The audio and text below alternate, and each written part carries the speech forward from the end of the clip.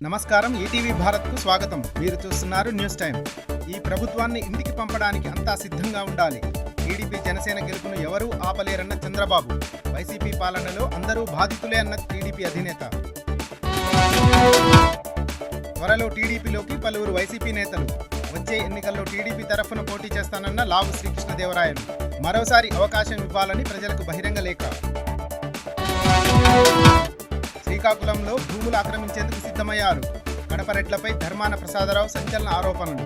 కళింగ కోమటి సంఘం ఆత్మీయ సమావేశంలో మంత్రి వ్యాఖ్యలు.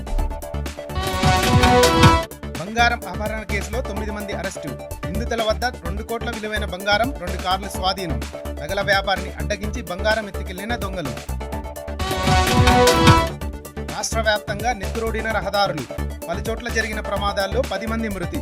అనంతపురం, కర్నూలు, అన్నమయ్య, కాకినాడ జిల్లాల్లో ఘటనలు. తెలంగాణలో ప్రియాంక గాంధీ పర్యటన రద్దు.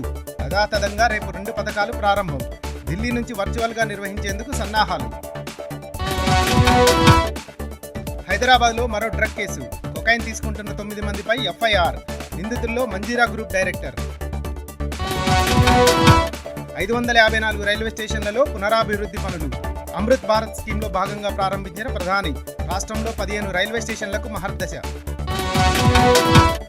లిక్కర్ స్కామ్ కేసులో ఈడీ విచారణకు కేజ్రీవాల్ గైర్హాజరు. కోర్టు పరిధిలో ఉన్నందున హాజరు కాలేదన్న ఆప్. 7 సార్లు నోటీసులు పంపిన ఈడీ.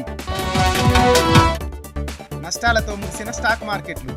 353 పాయింట్ల నష్టంతో 72,790 వద్ద ముగిసిన సెన్సెక్స్. 91 పాయింట్ల నష్టంతో 22,122 వద్ద ముగిసిన నిఫ్టీ.